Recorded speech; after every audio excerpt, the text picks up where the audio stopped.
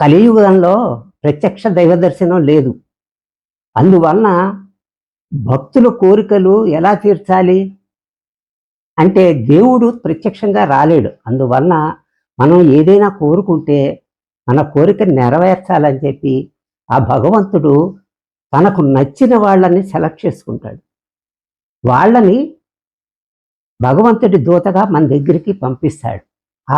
మనకి సహాయం చేయడానికి వచ్చిన వాడే మనకు ఆపద్బాంధవుడు. భగవంతుడు డైరెక్ట్గా రాలేక ఆయన్ని పంపిస్తాడనమాట. ఆయనకి నచ్చిన వాళ్ళే పంపిస్తారు. అలా పంపిన వాళ్ళే మనం ఆపద్బాంధవుడు అనుకుంటాం నేనైతే. అలా వచ్చిన నా ఆపద్బాంధవుడు ఎవరయ్యా అంటే కుకట్పల్లి ఏసీపీ కె శ్రీనివాసరావు గారు.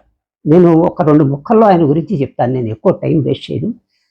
నేను 7 ఇయర్స్ ఎల్బీ నగర్లో ఇంట్లో ఉన్నాం. ఒకే ఓనరు, చాలా మంచివాడు, అసలు ఏమీ లేవు. అక్కడి నుంచి 7 ఇయర్స్ అయిందని చెప్పి ఆయన ఏదో రీమోడల్ చేసుకుంటానంటే నేను ఇల్లు ఎత్తుకుని ఇక్కడ ఈ బాచుపల్లిలో రాజీవ్ గాంధీ నగర్ అని పూజిత ఎంక్లేవ్లో ఒక హౌస్కి వచ్చా.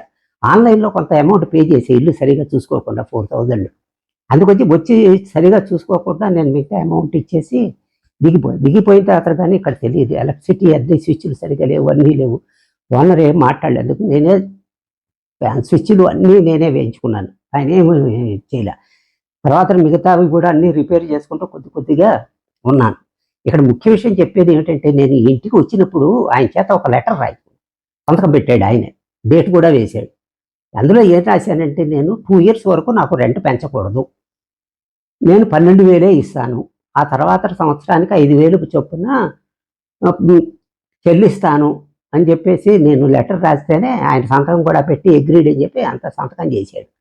యాక్చువల్గా నేను వచ్చేసరికి ఇక్కడ రెంట్ 10,000 ఉన్నాయి. నేను 12,000 రాశాను. ఏం చేయను, రాసి ఇచ్చాడు కదా మనం అని చెప్పేసి ఊరుకున్నా. 1.5 ఇయర్ అలా పే చేశాను. 2 ఇయర్స్ అయిపోవచ్చింది. ఇక్కడ ఈ ప్రాబ్లం ఏంటంటే వాటర్ ప్రాబ్లం ఉంది. ఇక్కడ ఇవి వస్తాయి, ట్యాంకర్స్ వస్తాయి. ఇక్కడ మీటర్ లేదు ప్రతి అపార్ట్మెంట్కి. అందుకని చెప్పి మొత్తం ఎంత ఖర్చు అయితే అంతా లేదని లేస్తారు అపార్ట్మెంట్ వైజ్.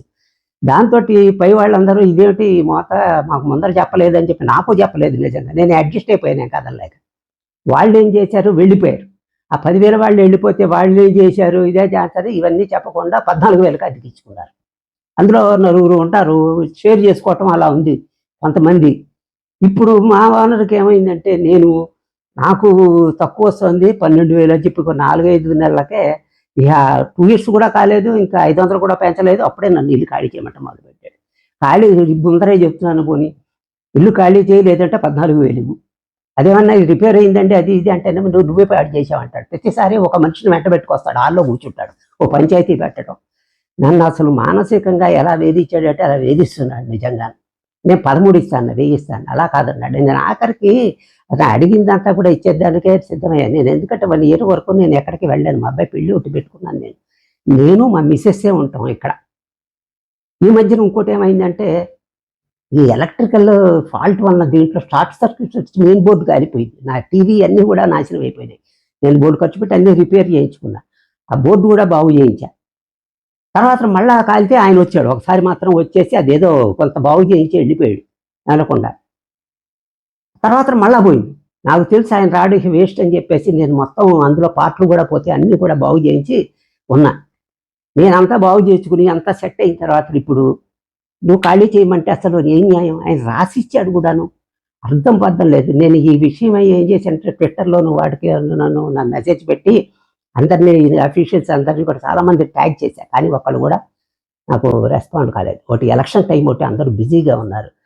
పోలీసులు మాత్రం ఎంతమంది పని చేస్తారు నేను అంతగా తెలియదు. కానీ నా అదృష్టం దేవుడి ఇది కృప ఏమిటో కానీ ఈ ఏసీపీ గారు శ్రీనివాసరావు గారు నాకు మెసేజ్ చేశారు. నీకేం పర్లేదు, నేను ఏం చెప్తాంటే నేను ఒకటే రిక్వెస్ట్ చేశాను ఆయన్ని, ఏమంటే సార్ ఆయనకి చెప్పండి కొద్దిగా నన్ను అరెస్ట్ చేయొద్దని, అంతే, అదొకటే అడిగాను నేను. సరే నేను చెప్తానులే అన్నారు. బహుశా ఆయన చెప్పే ఉంటాడు. అందుకని చెప్పే ఒక గత 15 రోజుల నుంచి మా ఇంటికి వచ్చి నా మీదకి రావట్లేదు. ఏమిటంటే మైట్ ఈజ్ రైట్, నేను రాసి ఇచ్చినా దానికి విలువ లేదు. నువ్వు ఏదైనా పాడు చేస్తే నువ్వే చేసావు. ఇదే ఇంకో విషయం ఇంకా చెప్పకూడనివి కొన్ని చాలా ఉన్నాయి ఆయన గురించి. కానీ ఈ వీడియోలో కొంతమంది క్యారెక్టర్ గురించి నేను చెప్పదలుచుకోలేదు, అందుకని చెప్పటం లేదు. ఎప్పుడైనా అవకాశం వస్తే ఏసీపీ గారికే చెప్పుకుంటా ఆయన సంగతి. మరొకసారి శ్రీనివాసరావు గారికి, ఏసీపీ కుక్కట్పల్లి గారికి నా కృతజ్ఞతలు తెలుపుకుంటున్నాను. Thank you sir.